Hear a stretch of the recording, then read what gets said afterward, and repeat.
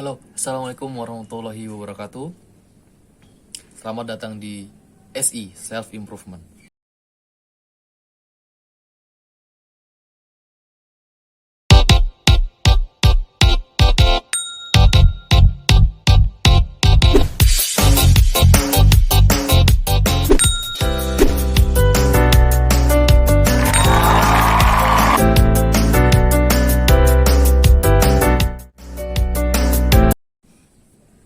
Nah, berkesempatan kali ini kita akan membahas lanjutan dari kemarin, yaitu bab 3, yang mana ragam perasaan negatif yang dipengaruhi pikiran bawah sadar dan cara mengatasinya.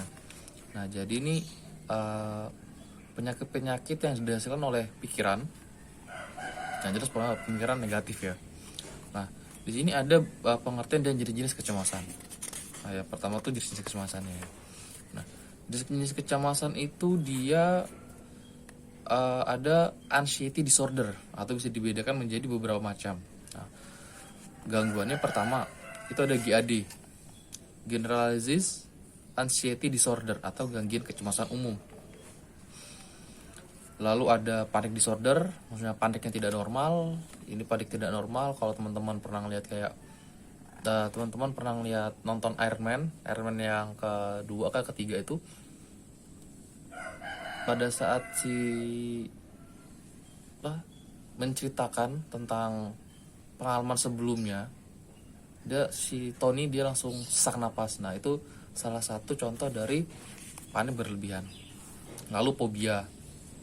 Nah, fobia ini seperti apa ya? Seperti orang yang takut akan badut, takut akan kegelapan, takut akan sendirian, takut karena suara tertentu. Itu fobia. Jadi fobia itu penyakit yang mengingatkan kita pada kejadian masa lampau yang kita takuti. Seperti kayak teman saya juga ada yang dia tuh takut sama badut, itu ada. Lalu yang keempat itu ada gangguan kecemasan dalam bersosialisasi. Jadi dia takut karena bersosialisasi. Jadi dia tuh menjadi tipikal orang yang penyendiri. Lalu ada juga yang gangguan perilaku obsesif. Nah, saat seseorang mengalami perilaku dan pemikiran yang membuat gelisah dan repetitif, maka ia akan menderita OCD. Contohnya, begitu terobsesi dengan tangan yang bersih. Jadi dia selalu dikit-dikit tangannya bersih, setiap jam cuci tangan. Nah, seperti itu. Lalu ada juga gangguan post traumatik. Jadi gangguan ini disebabkan oleh kejadian masa lalu yang menyebabkan trauma berat ya. Contohnya seperti kecelakaan, pelecehan seksual. Itu salah satu contohnya. Lalu ada juga gangguan kecemasan dalam perpisahan. Nah, dalam gangguan ini kecemasan saat berpisah. Misalnya seorang ibu yang harus berpisah dengan anaknya kesayangan yang akan merantau ke kota untuk belajar. Nah, ibu ini kemudian merasa sangat cemas, takut kalau terjadi sesuatu yang buruk terhadap anaknya. Nah, lalu penyebab kecemasan itu apa aja gitu kan? Nah, gejala kecemasan itu ada lumayan banyak ya kalau bisa saya bilang. Yang pertama, rasa panik, ketakutan, dan juga kegelisahan yang berlebihan. Jadi panic disorder lah ya. Lalu kedua, mempunyai masalah susah tidur, selalu kepikiran. Lalu tangan kaki dingin atau berkeringat. Keempat, tidak dapat fokus dan tenang. Lalu sesak napas, terus palpitasi jantung atau detak jantung kencang atau tidak beraturan. Jadi kayak apa ya, kayak panik gitu. Pada saat panik kan kita tidak bisa berpikir jernih, terus detak jantung juga bergerak terlalu cepat, lalu jantung berdebar tanpa alasan yang jelas, memompanya itu cepat tapi kita tidak tahu karena apa. Lalu tidak bisa diam dan tenang. Nah, seperti yang saya bilang tadi, mulut kering, terus perasaan mudah marah, tersinggung, sedih, khawatir, lalu mati rasa atau kesemutan di tangan kaki, mual masuk. Jadi yang mual bukan hanya orang sakit atau ibu hamil, bukan ya. Anxiety disorder juga merasakan mual juga. Lalu terjadi ketegangan pada otot. Nah, kalau terjadi ketegangan pada otot, kecemasan, ini saya juga pernah ngalamin. Saya lebih sakit lah ya biasanya. Jadi kalau saya tuh otot tegang itu di bagian leher. Jadi pada saat saya stres, pada saat saya bingung, pada saat saya capek, otot di bagian leher ini mengencang. Nah dari penjelasan dokter tuh, kenapa saya susah napas, karena otot-otot di leher yang harusnya saluran pernafasan, saraf-sarafnya itu dia mengencang, yang mengakibatkan oksigen itu sulit masuk ke otak. Jadi yang buat sesak, pokoknya susah nafas gitu, pusing. Lalu terakhir juga tangan dan kaki berkeringat dingin. Artinya tangan kaki berkeringat dingin seperti orang meriang. Badannya gak enak, kayak kebas gitu. Nah, berkeringat dingin artinya dia tuh keringetan, tapi rasanya itu kita dingin. Nah, itu kalau yang pernah saya rasakan kayak ya sama seperti kayak kita sakit ini, meriang seperti itu. Nah, lalu ada juga pikiran bawah sadar mempengaruhi rasa cemas. Nah, pikiran bawah sadar mempengaruhi rasa cemas, maksudnya gimana gitu kan ya. Nah, pikiran bawah sadar hanya berfungsi sebagai gudang informasi, sedangkan anxiety disorder adalah salah satu jenis perasaan negatif. Paham ya? Jadi anxiety disorder itu hanya beberapa sifatnya saja. Nah, lalu kecemasan itu bisa menyebabkan 3 komponen sekaligus. Yang pertama, komponen emosional. Nah, kecemasan yang menyerang bagian emosional seseorang yang membuat mengalami perasaan takut dan intens disadari. Lalu kedua, komponen kognitif. Pada tataran kognitif, kecemasan atau rasa takut akan mengacaukan kemampuan individu untuk berpikir jernih. Jadi pikirannya kacau. Ya. Lalu 3, komponen fisiologi. Secara fisiologi, tubuh orang yang mengalami kecemasan akan merespon ketakutan dalam memobilisasi diri yang bertindak, baik dikehendaki ataupun tidak.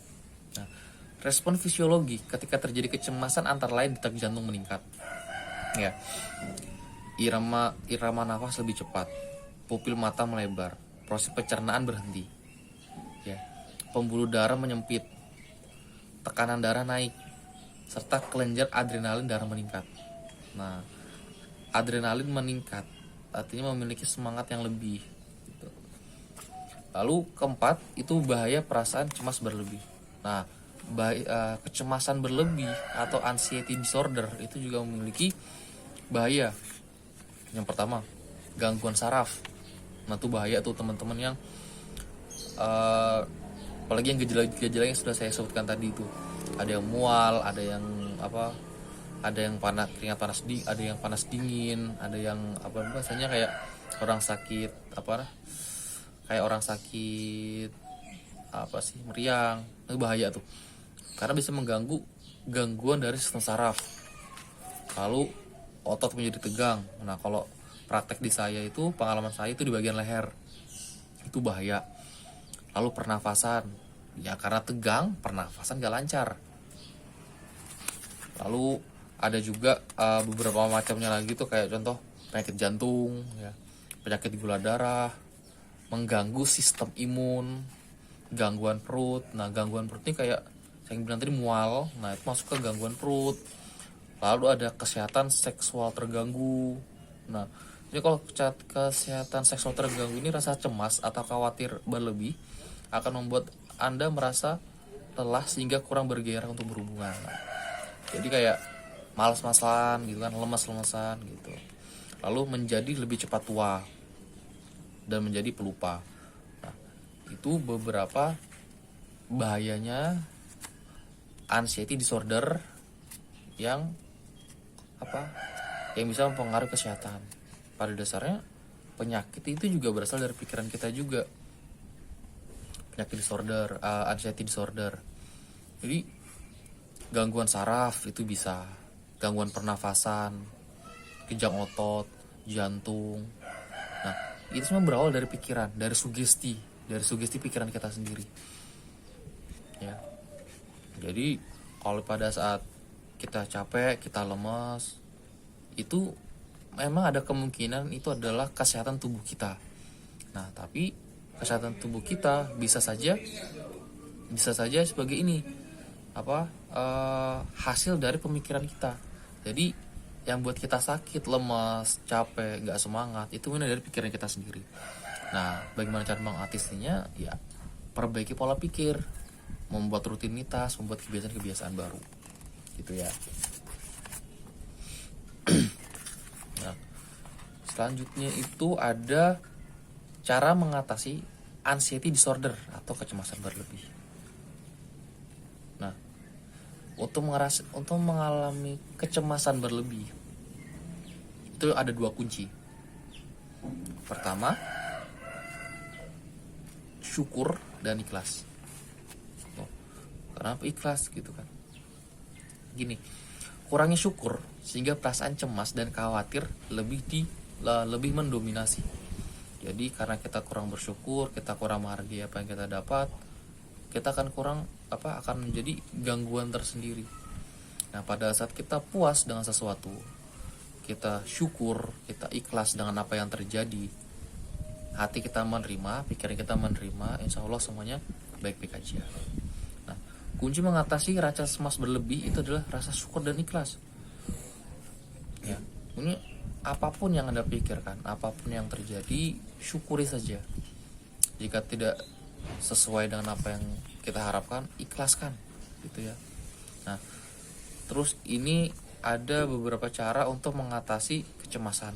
Pertama, terapi psikologi. Nah, terapi psikologi ini kalau teman-teman yang teman-teman psikologi yang tahu, namanya cognitive behavioral therapy atau bisa dikenal dengan CBT. Lalu kedua bisa dengan obat-obatan. Ini seperti kalau yang saya tangkap itu seperti obat-obat penenang. Nah, tapi ini dalam konsumsi yang normal, bukan yang tanpa anjuran dokter. Ya, obat double L, ya kan, penenang itu. Nah, obat-obatan itu contoh seperti apa? Pregabalin, ya. Terus benzodiazepin. Terus ada antidepresan. Nah, itu dia. Untuk obat-obatnya yang direkomendasikan itu 3. Lalu ada untuk melakukan meditasi, artinya penenangan diri. Lalu mendengarkan musik-musik klasik, bisa mendengarkan musik klasik, bisa mendengar suara alam gitu ya. Suara alam ini bukan alam-alam yang setiap pagi ya, kayak suara air, suara burung, suara hujan, suara api unggun, seperti itu. Lalu berolahraga secara teratur, itu akan membuat pikiran kita menjadi segar, karena bahasa toksik dalam tubuh dia keluar pada saat kita berkeringat, seperti itu ya. Nah, terus juga yang penyakit was-was itu obsessive compulsive disorder atau OCD. Nah, pikiran bawah sadar menyebabkan rasa was-was.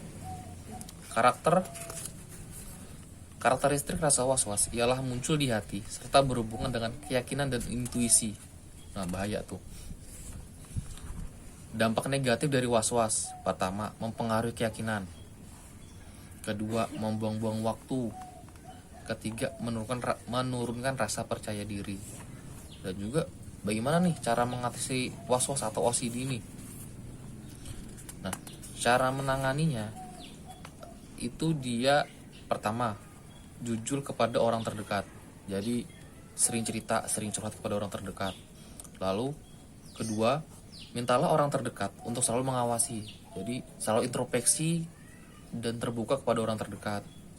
Lalu ketiga, tanamkan niat di dalam hati untuk sembuh dari was-was. Jadi was-was itu bisa disembuhkan. Yang penting kita terbuka, percayalah sama orang yang terdekat dengan kita.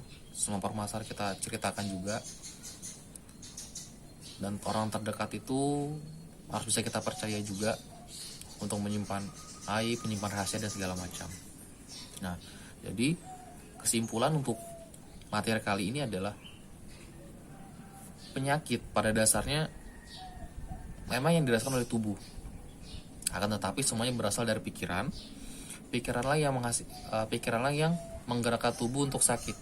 Nah, apabila teman-teman mau sehat, tanamkan dalam pikiran bahwa sehat, sehat, sehat, maka tubuh akan merespon bahwa tubuh ini sehat.